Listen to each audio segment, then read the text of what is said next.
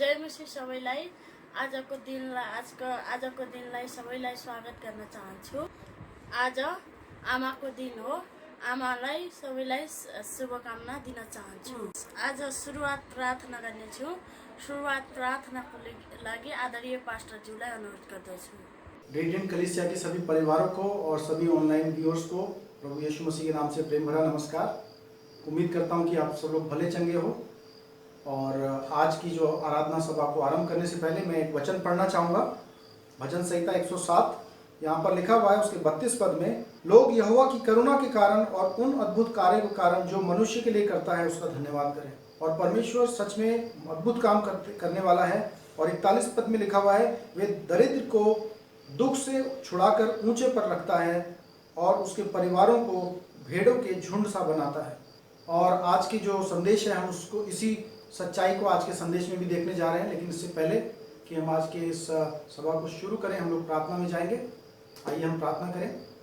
पवित्र पवित्र पवित्र सेनाओं के यहोवा, आपका धन्यवाद देते हैं समय के लिए कि आपने हम सबको ये समय दिया कि हम सब मिलकर के आपके नाम को ऊंचा उठाएं और आपके भवन में आ सके। प्रभु जी, आपके नाम को ले सकें। हम तो इस काबिल नहीं है, लेकिन प्रभु यीशु मसीह के लहू के द्वारा और उनकी धार्मिकता के द्वारा जो हम योग्य बनाए गए हैं, इस कारण से हम आपकी उपस्थिति में आने का हियाव करते हैं पिता।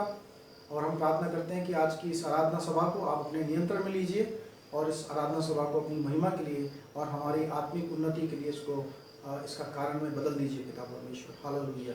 पिता परमेश्वर, सब गतिविधियों को, सब आज की आराधना के कार्यक्रम को आपके अधिकार के नीचे रखते हुए आपके पवित्र आत्मा के हाथों में सौंपते हैं और इस प्रार्थना को प्रभु यीशु मसीह के नाम से मांगते हैं, आमीन। धन्यवाद पास्टरज्यूलाई। अब हामी स्तुति प्रशंसामा जानेछौँ।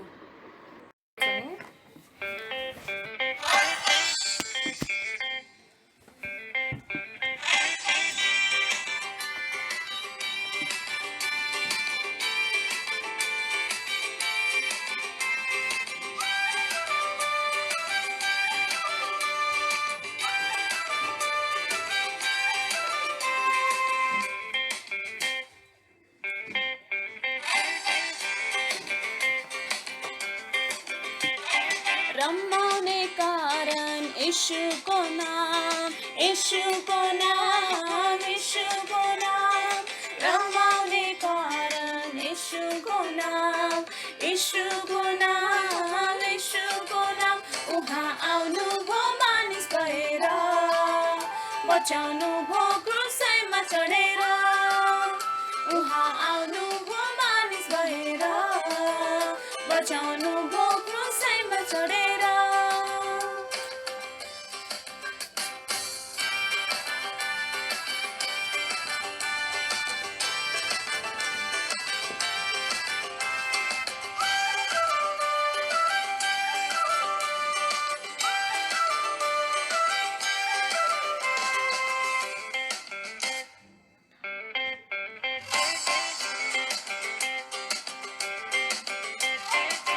डाँडाहरू खुसी भए, गीत गाएर रमाए, रुखहरू ताली बजाई तालमा थाल्न मिलाए। डाँडाहरू खुसी भए, गीत गाएर रमाए, रुखहरू ताली बजाई तालमा थाल्न मिलाए। सलल खोला बग्यो, चिरी बिरी चरी गयो, परमेश्वरको सामदेखि सारा प्रकृति रमायो। सिरिरी बता चल्यो, मनको पीडा उडाइ लग्यो, निलो आकाशैमा आज मलाई उडु उडु लाग्यो। उहाँ आउनुभयो मानिस भएर, बचाउनु भयो क्रुसैमा चढेर। उहाँ आउनुभयो मानिस भएर, बचाउनु भयो क्रुसैमा चढेर।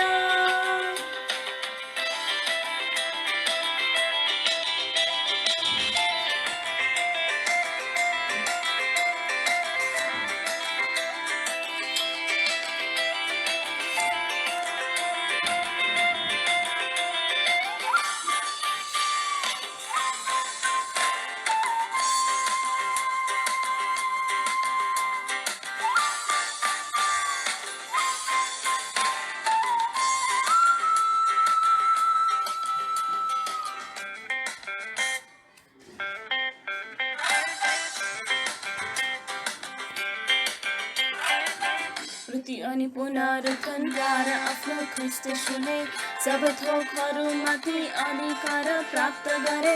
मृत्यु अनि पुनरुत्थानद्वारा आफ्नो ख्रीष्ट यीशुले सबै थोकहरूमाथि अधिकार प्राप्त गरे।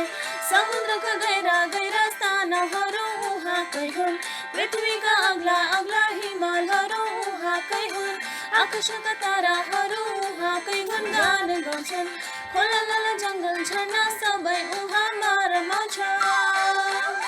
उहाँ आउनुभयो मानिस भएर, बचाउनुभयो क्रुसैमा चढेर। उहाँ आउनुभयो मानिस भएर, बचाउनुभयो क्रुसैमा चढेर। रमाउने कारण यीशुको नाम, यीशुको नाम, यीशुको नाम। रमाउने कारण यीशुको नाम, यीशुको नाम, यीशुको नाम। बचाउनुभयो क्रुसैमा चढेर। उहाँ आउनुभयो मानिस भएर, बचाउनुभयो क्रुसैमा चढेर।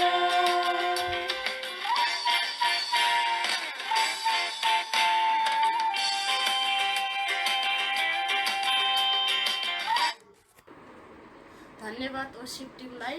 अब हामी विशेष गीत अनि गवाईमा आइपुगेका छौँ। जय मसी सबैलाई। यसो ख्रीष्टको नाममा हामी आमाहरूको दिन हो। आमाहरूको दिनको निम्ति तपाईँलाई जय मसी भन्नेछौँ र दिदीबहिनी सबै आमाहरू शुभकामना।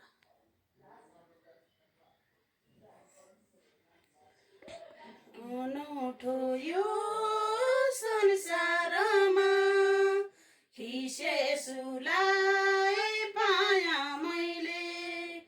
अनौठो यो संसारमा ख्रीष्टलाई पाया मैले। छोटो जीवनको गोरेटोमा, छोटो जीवनको गोरेटोमा पाए अघि यसो हिँडे। पछि पछि म हिँड्न लागे, अघि अघि यसो हिँडे। पछि पछि म हिँड्न लागे। जीवनको गोरेटोमा ख्रीष्टले मलाई अँगालेर। जीवनको गोरेटोमा ख्रीष्टले मलाई अँगालेर। छोटो जीवनको गोरेटोमा, छोटो जीवनको गोरेटोमा सृष्टिमाथि आकाशमा उड्न मन बेगमारी।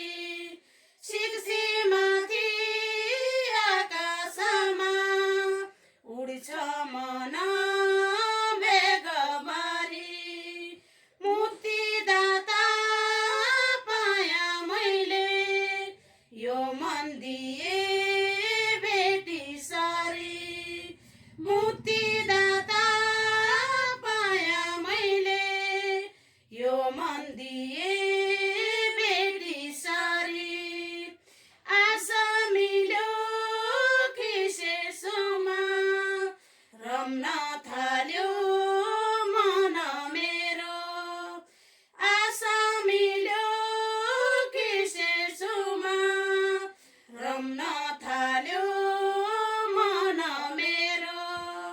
सत्य वचन गालेर लिन लागे ख्रीष्टको बाटो। सत्य वचन गालेर हिँड्न लागे ख्रीष्टको बाटो।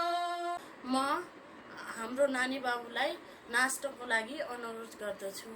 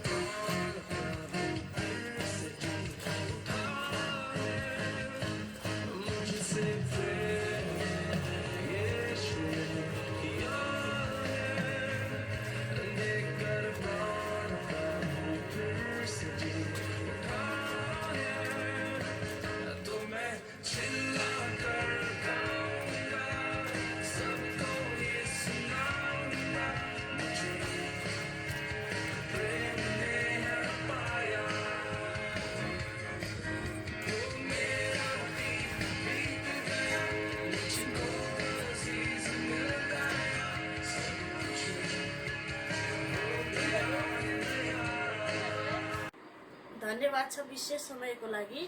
अब हामी वचनमा जानेछौँ। वचनको लागि आदरणीय पास्टरलाई अनुरोध गर्नेछौँ। आज का जो मेन दिन है वो मदर्स डे का दिन है। जैसा आप सब लोग जानते हैं तो सभी माताओं को प्रभु यीशु मसीह के नाम से हैप्पी मदर्स डे। प्रभु आप सबको आशीष दे और इतनी आपको तौफीक दे, इतनी आपको योग्यता दे ताकि आप अपने बच्चों को जो परमेश्वर ने एक भंडारी के रूप में आपको दिए हैं, एक गिफ्ट के रूप में आपको दिए हैं, उनको आप परमेश्वर के मार्गों में आगे ले जा सकें, उनके लिए अच्छा उदाहरण बन सकें। और आज का जो वचन है वो भी जो है हम देखते हैं कि एक ऐसी माँ के जीवन को दर्शाता है जिसके जीवन में शुरुआत में काफ़ी सारी संकट और परेशानियाँ थी। मैं किसकी बात कर रहा हूँ? मैं हन्ना की बात कर रहा हूँ, जो कि सैमुअल की माता थी। और हन्ना का वर्णन जो है पहला सैमुअल उसका अध्याय 1 में पाया जाता है। और ये एक ऐसा समय था जहाँ पर कि सभी लोग जो है अपनी अपनी मनमर्जी के अनुसार चलते थे। जब आप न्यायों की पुस्तक पढ़ेंगे उसका 21 अध्याय और 15 पद वहाँ पर लिखा हुआ है, जिसको जो ठीक समझ पड़ता था वो वही करता था।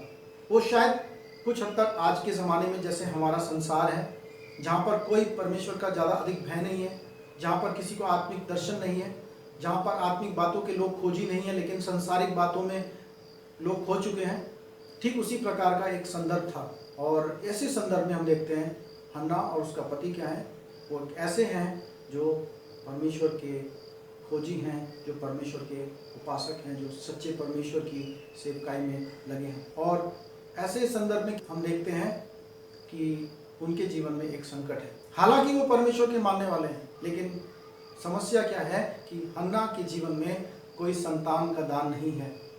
वो बंजर है, वो बांझ है, वो ऐसी स्त्री है जो किसी को भी उसको पुत्र प्राप्ति का आनंद प्राप्त नहीं हुआ है। और वो न केवल ये स्थिति है, लेकिन जो उसके पति की दूसरी पत्नी है जिसका नाम पिन्नन्ना है, वो उसको निरंतर उसको रिस दिलाती है, उसका मखौल उड़ाती है, उसका ठट्टा उड़ाती है। और इस कारण से उसका हृदय टूट चुका है। इसके कारण से उसका हृदय में और अधिक घाव लगे हैं, क्योंकि न केवल उसको इस बात का दुख है कि वो संतान रहित है, लेकिन उसको दुख देने वाले, उसका मजाक बनाने वालों के कारण भी उसका दुख अधिक बढ़ गया। और आज की तारीख में हम देखते हैं कि आज के संदेश में हम देखना चाहते हैं कि एक ऐसी स्त्री जो कि दुख और निराशा से भरी हुई है, वो एक ऐसी स्त्री में परिवर्तित हो गई जो न केवल आशा से भर गई, लेकिन जिसका जीवन एक अनंत काल के लिए, जिसने एक उसके ऊपर अनंत रूप से उसके जीवन का महत्व बन गया।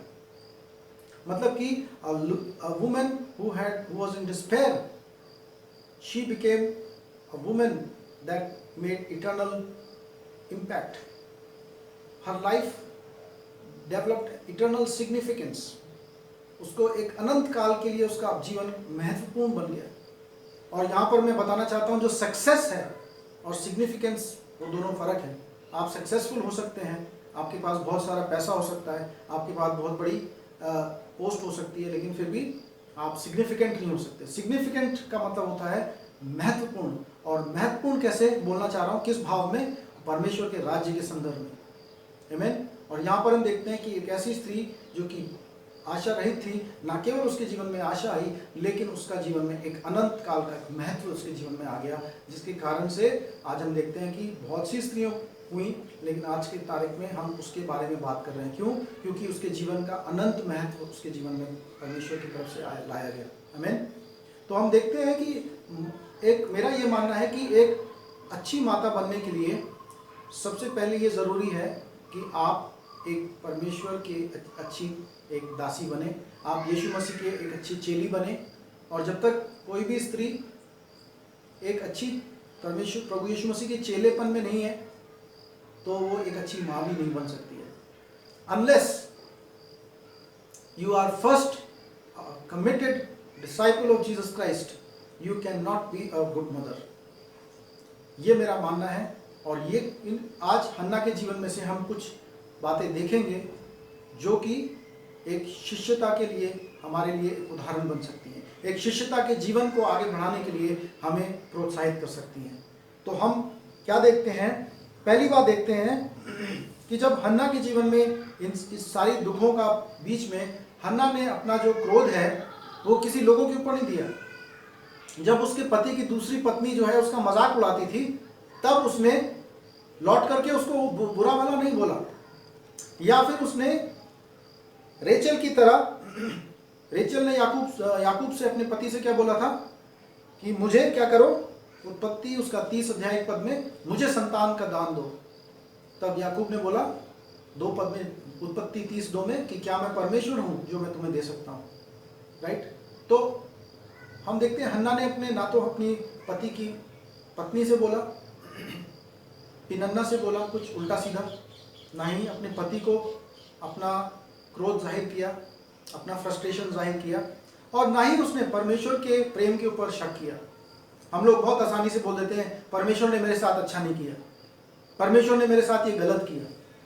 हम एकदम से क्या करते हैं, परमेश्वर के ऊपर अपना न्याय थोपने लगते हैं। और शायद हमारे जीवन में ऐसे कुछ घटनाएं घटी हैं जिनका हमारे पास कोई उत्तर नहीं है, शायद इसीलिए हम परमेश्वर के बारे में ऐसा कुछ सोच सकते हैं। लेकिन हम देखते हैं कि हन्ना के जीवन में भी ऐसी घटना आई, लेकिन उसने भी कभी ऐसा कुछ नहीं बोला। लेकिन उसने क्या किया, जो भी उसके दुख थे, जो भी उसकी तकलीफें थी, उन सबको क्या लेकर के वो प्रभु यीशु मसीह के सामने, परमेश्वर के सामने प्रार्थना में चली गई। हालेलुया। और वो जानती थी कि अगर वो लोगों को बताएगी तो उसमें से 80% लोग तो परवाह करते नहीं है। 80% लोग जो आपके आसपास में हैं उनको आपसे कोई ज़्यादा सरोकार होता नहीं है। और जो 20% लोग, 15 या 20% लोग जो आपके बारे में चिंता करते हैं, वो उस चीज़ का समाधान नहीं कर सकते। और हन्ना ये जानती थी कि अगर मेरी इस समस्या का कोई मुझे समाधान कर सकता है तो वो कोई इंसान नहीं है, वो केवल यहोवा परमेश्वर है जो इस समस्या से मुझे निकाल सकता है और उभार सकता है। हालेलुया। जब उम्मीद के सारे दरवाजे बंद हो जाते हैं मेरे भाइयों और बहनों, तब एक दरवाजा है जो यहोवा परमेश्वर का दरवाजा है, जिसके सामने हम जिसको हम खटखटा सकते हैं। और बाइबल कहती है जब तुम मांगोगे तो दिया जाएगा, जब तुम खटखटाओगे तो खोला जाएगा, जब तुम ढूंढोगे तो तुम पा जाओगे। हालेलुया।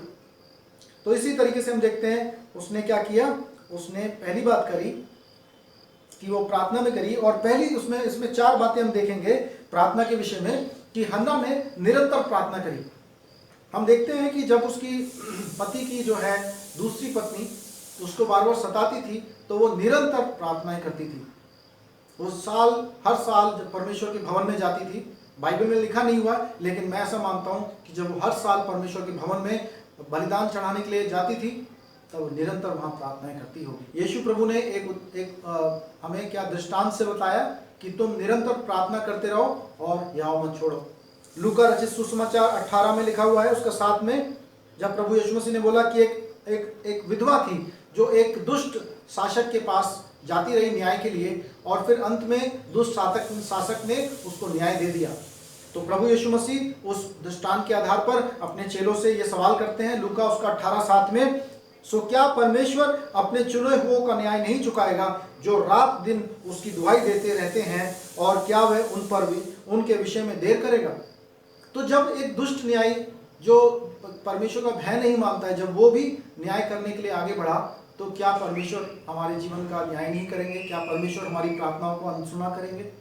लेकिन यह है कि हम परमेश्वर के समय का वेट करें, और जो है हम हियाव ना छोड़ें, हम निराश ना हो। निश्चित रीति से वो हर साल जाती थी, लेकिन उसके प्रार्थनाओं को कोई उत्तर नहीं मिला। लेकिन क्योंकि उसके प्रार्थनाओं को उत्तर नहीं मिला, इसका मतलब ये कि उसने प्रार्थनाएं करना बंद नहीं कर दिया। तो she was a persistent prayer warrior, वो प्रार्थना में निरंतर लगी रहने वाली एक परमेश्वर की दासी थी। और दूसरी बात जो है, उसने परमेश्वर से अपने जो दिल का दर्द है वो नहीं छुपाया। जब आप 10 पद में देखते हैं तो वहां पर क्या पाएंगे कि उसने क्या किया, उसने जो है अपने बिटरली का मतलब एक कड़वाहट के साथ रोई, वो दुख के साथ रोई, जो भी उसके दिल में तकलीफें थी वो सब उसने खोल करके रख दी। हम ये कह सकते हैं कि जब आप परमेश्वर के सामने अपना दुखड़ा रोते हैं तो परमेश्वर आपको तुच्छ नहीं जानता। और जब यहाँ पर मैं आपको कहना चाहता हूँ, when you have a pain, God has a plan, and when you are at the worst, God is at His work. जब आपके पास दुख है तो उस दुख की घड़ी में परमेश्वर आपके लिए कोई ना कोई प्लान बना रहे हैं। और जब आप अपने जीवन के सबसे दुख वाले घड़ी में हैं, उस समय परमेश्वर आपके जीवन में कार्य कर रहे हैं अदृश्य रूप से, जिसके बारे में आप नहीं जानते। आमीन। तो इसलिए जब आपके जीवन में कोई ऐसा संकट आए तो अपने उस इमोशंस को, अपने उस कड़वाहट को आप दूसरों के साथ मत बांटिए, लेकिन उस कड़वाहट को यीशु मसीह के चरणों में डाल दीजिए, क्योंकि यीशु मसीह ऐसे हैं जो उस कड़वाहट को ले करके आपके जीवन में अपनी मिठास डाल सकते हैं। हालेलुया। और यही चीज जो हम देखते हैं हन्ना ने किया। हन्ना ने अपनी सारी कड़वाहट को ले जाकर प्रभु यीशु मसीह के परमेश्वर के चरणों में, यहोवा परमेश्वर के चरणों में डाल दिया, अर्पित कर दिया। तीसरी बात प्रार्थना के विषय में देखते हैं कि वो एक गहराई के साथ, एक दिल की बोझ के साथ प्रार्थना करने वाली महिला थी। और यहाँ पर हम 13 पद में देखते हैं कि यहाँ पर क्या लिखा गया है कि वो बहुत ज्यादा मन ही मन में कुछ बोल रही थी और उसके होंठ भी हिलते थे, परंतु उसकी सुआज नहीं पड़ती थी। 16 पद के अंत में लिखा हुआ है कि वो बहुत ही व्याकुल होने के कारण जो है वो प्रार्थना कर रही थी। उसके अंदर बहुत व्याकुलता थी, एक एगोनाइजिंग थी। और मैं सोचता हूं कि हम एगोनाइजिंग को कैसे समझ सकते हैं। एगोनाइजिंग को समझने के लिए 2 उदाहरण मैं आपके सामने देना चाहता हूं। पहला उदाहरण क्या है, एक कर लेने वाला जो है वो जब परमेश्वर के भवन में गया, उसके बारे में लिखा है कि वो स्वर्ग के ऊपर दृष्टि भी नहीं करना चाहता था। उसने अपनी छाती पीट पीट कर कहा, हे प्रभु मुझ पर, पापी पर दया कर। तो एक एगोनाइजिंग प्रेयर ये है कि अपने जो टूटापन है अपने जीवन में, उस चीज को स्वीकार करते हैं कि हमारे अंदर एक टूटापन है, पाप के कारण हमारे अंदर एक बिखराव हुआ है, और उस बिखराव में हम, उस टूटेपन में हम किसी और के पास नहीं जा सकते, लेकिन एक यहोवा है जो उस बिखराव में भी हमें दोबारा से संजो सकता है, हमें दोबारा से, हमें जीवन को एकत्रित करके हमें अपनी महिमा के पात्र में बदल सकता है। हालेलुया।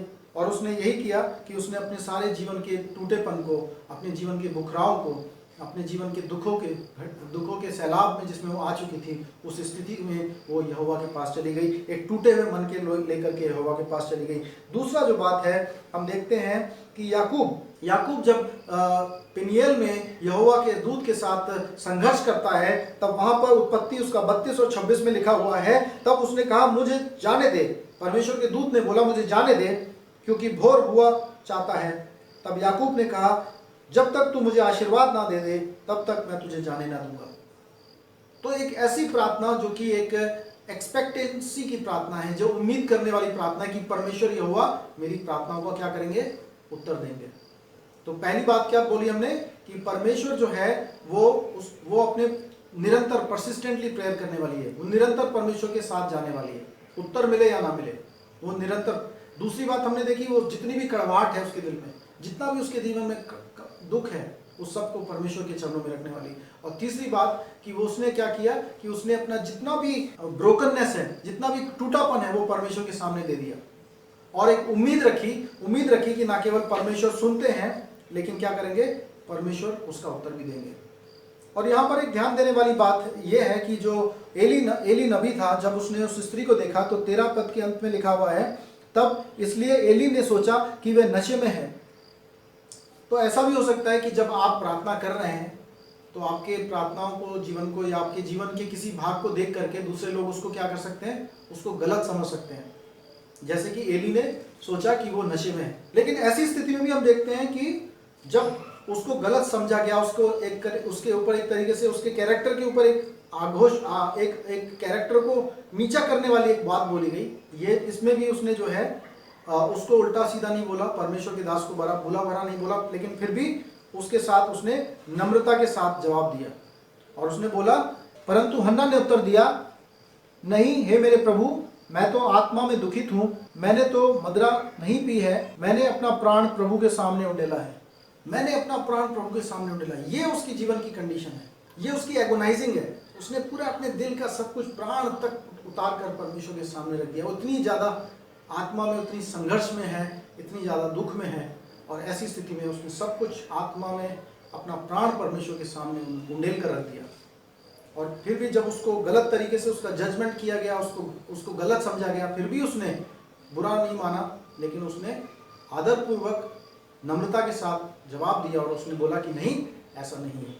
और इसका दूसरा पहलू भी है कि जब आपके जीवन में कोई किसी की एक जीवन का एक चित्र प्राप्त करके उसके जीवन को आप जज मत करिए, क्योंकि हो सकता है कि आपको भी कुछ दिखाई दे, लेकिन आप किसी ऊपर गलत तरीके से उंगली उठा दें। ये चीज़ जो है बाइबल हमें नहीं सिखाती है। किसी के ऊपर भी आप गलत तरीके से उंगली मत उठाइए, क्योंकि बाइबल कहती है दोष मत लगाओ, ताकि तुम पर भी दोष ना लगाया जाए। इसलिए हम एली के जीवन से देखते हैं कि हमें जो है दोष लगाने वाला नहीं बनना है, क्योंकि हम पूरी स्टोरी नहीं जानते हैं। पूरी कहानी को बिना जाने बिना पहचाने किसी के ऊपर भी दोष लगाना सही नहीं है। It is not good to raise fingers on somebody just because you have seen one isolated incident of their life, because you do not know the whole context, you do not know the whole story. आगे बढ़ते हुए हम देखते हैं हन्ना ने प्रार्थना कैसे करी, एक समझदारी की प्रार्थना करी। समझदारी से मेरा क्या तात्पर्य है? समझदारी से मेरा ये तात्पर्य है कि उसने ना केवल कंसिस्टेंटली प्रार्थना करी, ना केवल उसने बिना रुके प्रार्थना करी, ना केवल उसने ऑनेस्टी के साथ प्रार्थना करी कि अपने सबके दिल के कड़वाहट को यीशु मसीह के सामने रखा, परमेश्वर के सामने रखा। ना केवल उसने एगोनाइजिंग प्रार्थना करी, ना केवल उसने अपना पूरा प्राण उंडेल दिया और उम्मीद करी कि इसका उत्तर मिलेगा, परंतु उसने समझदारी के साथ प्रार्थना करी। समझदारी के साथ प्रार्थना करने का मतलब ये है कि उसने इस अपनी जो जीवन की कहानी है उस कहानी को किसके साथ जोड़ दिया? परमेश्वर की कहानी के साथ जोड़ दिया। मैं कैसे कह सकता हूँ? मैं ऐसे कह सकता हूँ कि उसने बोला कि परमेश्वर, हे सेनाओं के यहोवा, यदि तू अपनी दासी के दुख पर सचमुच ध्यान करे और उसे स्मरण करे और अपनी दासी को ना भूले, परंतु अपनी दासी के को एक पुत्र दे, तो मैं उसे जीवन भर के लिए यहोवा के लिए दे दूंगी। अब वो यहाँ पर क्या कर रही है कि जो उसके जीवन की स्टोरी है, उस स्टोरी को किस स्टोरी से मिला देती है? वो परमेश्वर की स्टोरी से मिला देती है। और आप ध्यान रखिए कि परमेश्वर ने इस दुनिया को बना करके छोड़ नहीं दिया है। वो एक ऐसा वॉचमेकर नहीं है जिसने इसमें चाबी भर के इसको भूल गया है, लेकिन परमेश्वर यहोवा, हालांकि परमेश्वर का विरोध किया, हालांकि परमेश्वर के अधिकार को तुच्छ जान करके मानव जाति अपनी मनमानी के ऊपर जी रही है, लेकिन फिर भी परमेश्वर अपनी एक महान उद्धार की योजना को इस संसार में पूरा कर रहे हैं। और जो भी उसके चुने हुए हैं, जिनको परमेश्वर के सुसमाचार को सुनकर उनके लिए अपना हृदय खोल देते हैं, उनके जीवन में परमेश्वर अपने उद्धार के आशीष को उंडेलते हैं, प्रकट करते हैं। और इसी दिशा में, इसी संदर्भ में परमेश्वर कहते हैं कि मैं, मत्ती उसका 9 अध्याय उससे 37 पद में कहते हैं कि मैं, आप प्रार्थना करो क्योंकि फसल तो बहुत है लेकिन मजदूर थोड़े हैं।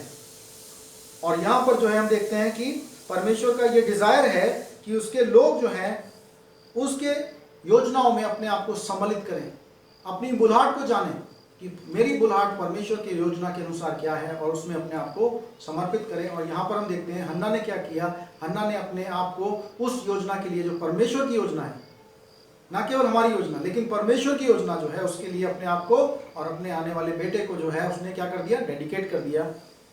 और यहाँ पर मैं अपने जीवन की भी एक कहानी बताना चाहता हूँ कि जब मैं अपने कॉलेज के दिनों में था, पीयूसी के दिनों में था, जब मैं ग्रेड 11 में था, उस समय मेरे को परमेश्वर से ये अगुवाई आने लगी कि परमेश्वर ने मुझे क्या किया है, अपने सुसमाचार के सेवकाई के लिए चुना है। लेकिन मैं उसको क्या करता रहा? उसको टालता रहा, मैं उसको अनदेखा करता रहा, मैं उसको इग्नोर करता रहा। और मैं चाहता था कि मैं कुछ और प्रोफेशन में जाऊं, उसके द्वारा मैं पार्ट टाइम तरीके से, और उसके द्वारा जो भी मैं पैसा कमाऊं, उस पैसे से मैं कई लोगों की मदद कर सकूं। इस तरीके से मैं परमेश्वर की सेवा को करना चाहता था। लेकिन मुझे इस बात में अंदर अंदर मुझे ये भी गवाही थी कि परमेश्वर मुझे क्या कर रहे हैं? मुझे बुला रहे हैं, मुझे कॉलिंग दे रहे हैं ताकि मैं सुसमाचार की सेवकाई में आऊँ।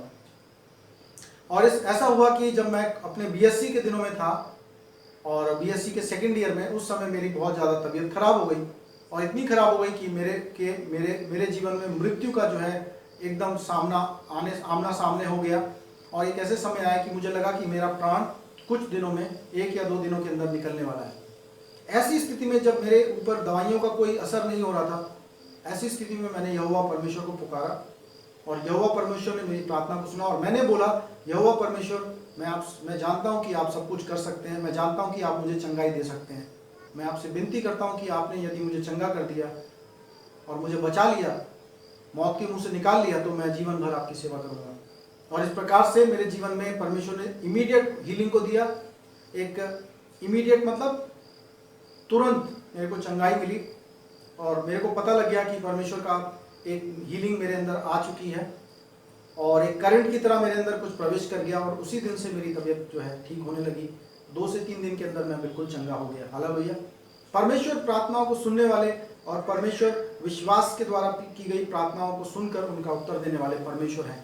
सवाल ये है कि क्या हम आज अपने दिलों को परमेश्वर के लिए खोलने के लिए और परमेश्वर की योजना के लिए अपने आप को देने के लिए तैयार हैं या नहीं?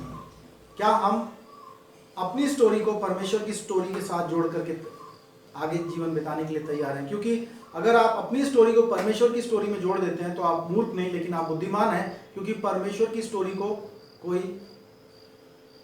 हरा नहीं सकता। परमेश्वर की स्टोरी तो पूरी होगी। परमेश्वर की स्टोरी तो एक सफलता की स्टोरी है, उसको कोई विफल कर नहीं सकता। जब आप अपनी स्टोरी को परमेश्वर की स्टोरी में मिला देते हैं तो वो आपके जीवन को कहीं से कहीं आशीष के मुकाम तक ले जा सकती है। तो पहली बात तो हमने देखी प्रार्थना के विषय में। अब दूसरी बात हम देखते हैं कि हन्ना ने क्या किया, अपने वचन को पूरा किया। जब हन्ना को उसकी प्रार्थनाओं का उत्तर मिला, उसको संतान प्राप्त हुई, उसको एक बेटा मिला जिसका नाम शमूएल रखा गया, जिसका नाम है परमेश्वर ने मेरी पुकार को, मेरी दुहाई को सुना। उसने ऐसा नहीं सोचा कि चलो मैं तो परमेश्वर को डेडिकेट किया है लेकिन मैं इस बच्चे को अपने साथ में रखूंगी और मैं बाइबल और व्यवस्था की बातें, परमेश्वर की बातें मैं घर पे सिखाती रहूंगी। नहीं, उसने क्या बोला था कि मैं उसको एक नाजरीन के रूप में, नाजराइट के रूप में परमेश्वर के सेवकाई के लिए दे दूंगी। और उसने उस वचन को क्या किया, उसने रखा। और बाइबल कहती है धर्मी जन जो है वो अपने वचन को रखता है। आमीन। और यहाँ पर लिखा गया है व्यवस्था विवरण 23:21 में लिखा हुआ है, जब तू अपने परमेश्वर यहोवा के लिए मन्नत माने तो उसे पूरी करने में विलंब ना करना, क्योंकि तेरा परमेश्वर यहोवा उसे निश्चय तुझसे ले लेगा और विलंब करने में तू पापी ठहरेगा। तो यहाँ पर हम देखते हैं कि जो भी वर्ड एक परमेश्वर के सामने आपने किया है, ऐसा नहीं कि अगर आप कोई मन्नत रखते हैं या आप तो अगर नहीं रखते तो आपसे परमेश्वर नाराज हो जाएगा। लेकिन बाइबल कहती है अगर आपने परमेश्वर से कोई मन्नत रखी है या आपने वाव किया है, कोई वाचा को रखा है, कोई कंडीशंस को रख दिया कि हाँ परमेश्वर यदि आप ऐसा करेंगे तो मैं निश्चित ऐसा कर दूंगा, तब बाइबल बताती है कि उसको आप पूरा करने में विलंब ना करें। और हम यहाँ देखते हैं कि उसने अपनी बात को पूरा किया और उसने अपने जीवन को परमेश्वर के हाथों में दे दिया। और मैं अपने जीवन के बारे में भी बताना चाहता हूँ कि जब मैंने परमेश्वर के हाथों में अपने आप को कमिट किया उनके सेवकाई के लिए, तो मेरे जीवन में बहुत से ऐसे मौके आए जबकि मैं अपनी सेवकाई को पीछे करके और अपने जीवन को और किसी दिशा में आगे ले जा सकता था।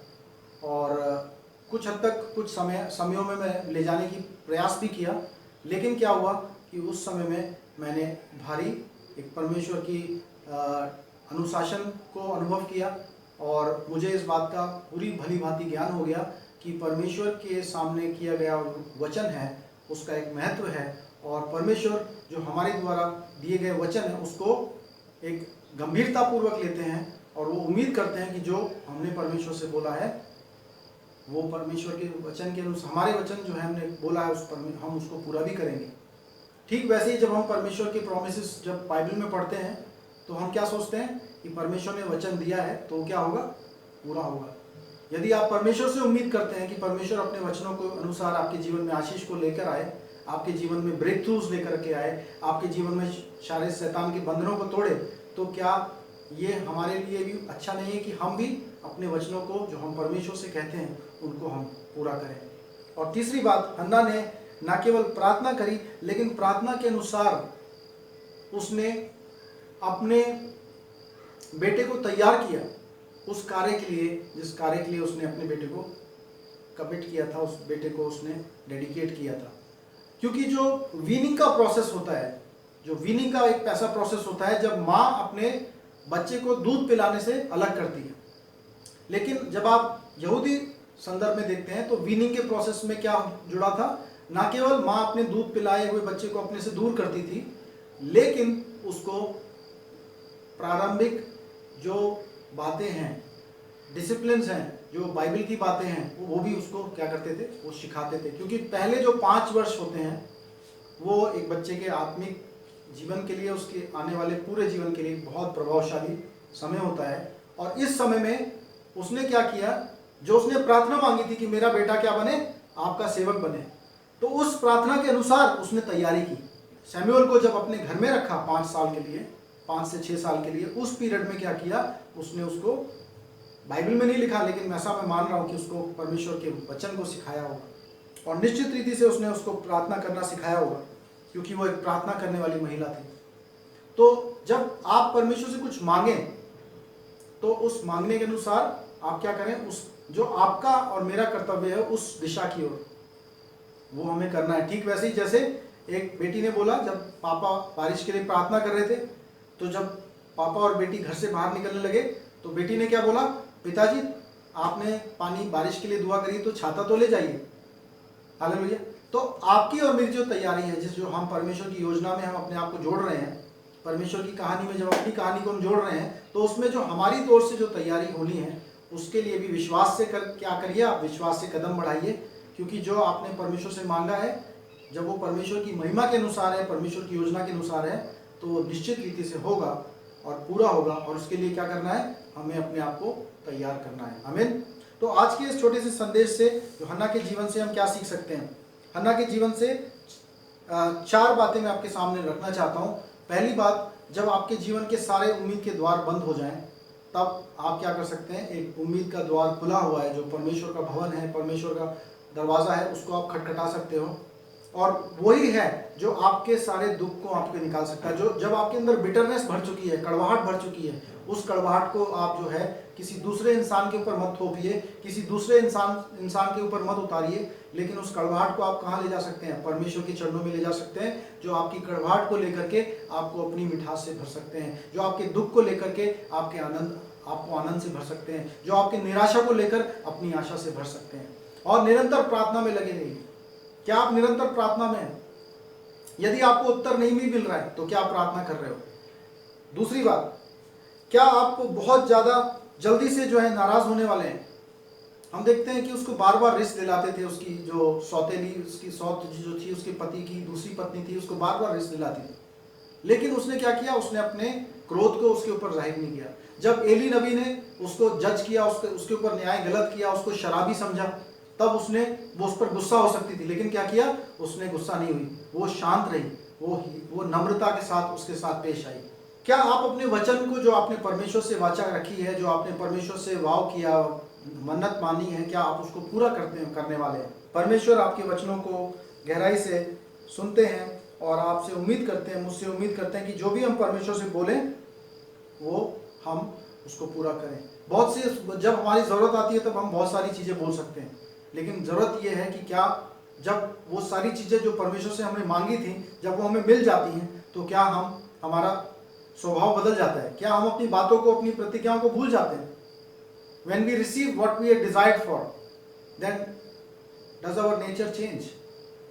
Do we forget God? Do we forget the word of promises and the commitment that we made before God?